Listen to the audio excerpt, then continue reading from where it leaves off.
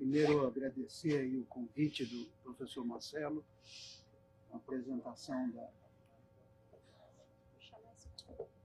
Agradecer aí o convite do Marcelo essa apresentação da Ana Elisa. Agradecer aí a oportunidade de ter ouvido a Gilvânia antes. Vocês vão ver que, desde a minha forma de apresentar, eu vou apresentar 25 gráficos e tabelas para vocês. Mas a diferença não está só aí, infelizmente. Acho que a diferença está no conteúdo. Né? Eu, ao contrário da Gilvânia, deu a entender, não acho que nós comemos as coisas que são produzidas pelos agricultores familiares. Acho que isso é um erro, nós continuarmos pensando assim. Faz parte do que eu chamo da herança agrária e agronômica que nos atrapalha tanto. E falo isso como agrônomo, né? Filho de agrônomo. Meu pai, José Gomes da Silva, era agrônomo, e pai de agrônomo. Tem um filho só e é agrônomo. Né? Então, não é nenhum preconceito. Mas hoje não são mais os agricultores familiares que alimentam as cidades. Já foi a época disso. Mas tem uma diferença que eu senti maior. Ela deu muita ênfase nos elementos de diferenciação, né? Que eu concordo. As mulheres, os negros, os quilombolas, os habitantes do mundo rural têm uma tremenda desvantagem na nossa organização social. Mas eu sou daqueles que acham que há alguns valores universais. Né? E há algumas coisas que ferem os valores universais. Um deles é a miséria. A miséria é a negação dos valores universais. Acho que muitos aqui já leram, ou muitos já assistiram, Les Misérables, do Victor Hugo. Né? Então, como é que ele descreve o miserável? É aquele que não existe. Né? É o que tem a privação de tudo. Né? O direito, por exemplo, à alimentação adequada e saudável, para mim, é um valor universal. Todos têm direito, brancos, pretos, índios, quilombola, o que seja, em qualquer território, em qualquer lugar. Isso precisa ser uma regra universal. Como outras regras universais que temos. Uma renda mínima, por exemplo, de sobrevivência. Eu vou apresentar para vocês o que eu consegui reunir como os últimos dados disponíveis. E hoje eu ouvi aqui na apresentação um dado que eu não tinha e que fiquei até impactado. No sertão semiárido, no semiárido do Nordeste, temos um nível de pobreza de 48%. Ele não explicou de onde veio o número, também não era hora de perguntar uma apresentação, mas é um dos maiores números que eu vi. Mas vamos lá, vou procurar apresentar desde os números mais gerais até os números mais específicos que eu consegui reunir. Aqui os números, talvez um pouco melhor, para vocês verem, está o Brasil destacado. Veja que só o Brasil realmente diminui a pobreza extrema e a pobreza, particularmente no último ano. E é tão evidente isso que o trabalho da CEPAL, analisando toda a América Latina, destaca que em 2023, 80% da redução da pobreza na América Latina se deve ao Brasil. Né? Se a pobreza no Brasil não tivesse diminuído, a média regional de 2023 na América Latina teria permanecido em 28% e a de pobreza extrema em 11%, que é o mesmo número de 15 anos atrás. Quer dizer, é um motivo preocupante essa permanência, né, mostrando que há razões estruturais muito fortes em toda a região latino-americana de prevalência da pobreza e da miséria. Eu não gosto de falar em pobreza extrema, porque miséria não é um problema de quantidade, é um problema de mudança de qualidade, né? A negação das condições básicas de sobrevivência. Aqui um mapa que é extremamente interessante, feito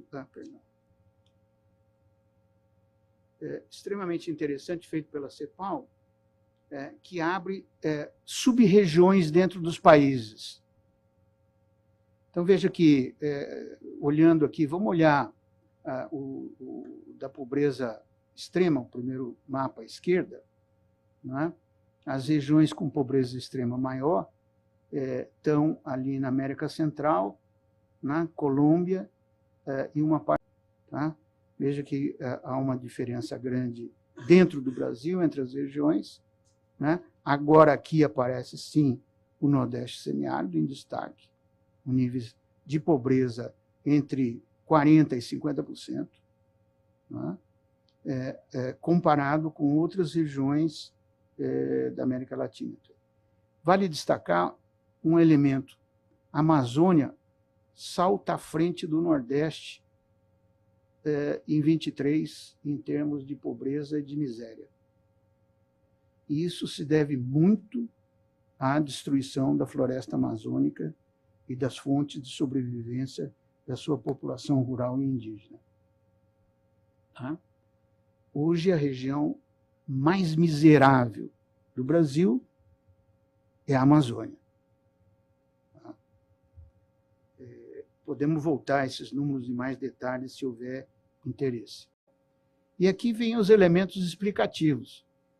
Quer dizer, o que explica a queda da pobreza no Brasil é o aumento do que essa publicação aqui, o Poder 360, chamou de welfare state, que está longe de ser welfare state. São os programas de transferência de renda, o Bolsa Família, os benefícios de BPC, prestação continuada, seguro-desemprego e o gás para todos. São os elencados que têm crescido e que já entraram na mira de corte, né? Para revisar esses beneficiados, etc. Ninguém defende que se beneficie indevidamente as pessoas, né? Ninguém vai defender isso. Mas não precisa também ficar, né, botando a lupa nesse conjunto. Por que não põe a lupa nos que não pagam imposto de renda? Né? Tem outros lugares para procurar, tá certo? É uma opção política, né, que me estranha muito que esse governo esteja fazendo. E veja que o crescimento não é tanto assim. Né? A maior distribuição de renda que o Brasil teve foi durante a pandemia, em 2020, com o auxílio emergencial. Foi a maior distribuição de renda feita já nesse país. Né? Sem nenhum critério, sem nenhuma coisa, mas foi o maior em termos de impacto. E que afeta os índices. É interessante que você... Vou mostrar depois as curvas. Deixa eu acelerar, porque estou perdendo hora aqui. Né? Acho um erro fazer isso. Né? Pior que é um erro, é um terraplanismo. É ignorar os números. Né? É vergonhoso ver hoje, né? Eu vejo aí os meus colegas aí do PT insistindo nos números que nós produzimos nos anos 70. Tá certo? Eu ajudei a calcular esses números. E eu fui um dos que, no começo dos anos 2000, era difícil dar uma entrevista e fazer, não, produzi 70% do feijão, 80% da mandioca. Então, nós acordamos lá nos reuniões, vamos começar a falar em 70%, para não dar briga. E inventamos esse número de 70%. Esse número não está em lugar nenhum. Né? O Humberto aí vai lembrar dessa época gloriosa, onde a gente não tinha números, não existia os dados. No início do governo Lula, os censos não estavam disponíveis. O último censo que nós tínhamos era de 1970. Tá? Então, tiveram que inventar esse número. Então, por favor, vamos virar o disco, né? Atualizar um pouco as informações, quer dizer, há valores da agricultura. Eu acabei de fazer um artigo, está à disposição no site do IFZ, vou terminar. No começo dos anos 70, eu estava me formando em agronomia. E eu fui para o Chile fazer um convênio para prestar os estudantes de agronomia do Brasil da assistência técnica aos assentamentos da reforma agrária do presidente Allende. Nós somos de voluntário, uma equipe de voluntário da assistência técnica, porque eles não tinham técnico suficiente para fazer isso. Né? Nas férias íamos lá, 72, 73, depois veio o golpe 74, não fomos mais. Muito bem. Na época, a CEPAL debatia o tema das políticas estruturais versus assistenciais. Tinha um grande debate. E nesse grande debate tinham nomes notáveis, Prebisch, você já deve ter ouvido falar, e convidaram o Papa da direita, o professor Milton Friedman. Chicago foi lá. Foi naquele debate de altíssimo nível. Né? E, no final, o Friedman, acurralado pelos argumentos do Prebisch e outro da desigualdade estrutural, etc., ele diz assim, bom, você me deve uma prova. Junta todo esse dinheiro que vocês gastam para fazer políticas estruturais, desapropriar, manter esse pessoal do INCRA, manter os agrônomos que fazem assistência técnica, junta todo esse dinheiro que você paga para eles e dá para os pobres. Vamos ver quem tem melhor resultado. Isso ficou conhecido na CEPAL como o teste de Friedman das políticas sociais. Toda política social você tem que pensar quanto ela custa. Os dados que eu apresentei, gente, vocês olhem depois, fica aí à disposição, provam que, infelizmente, o Friedman estava certo.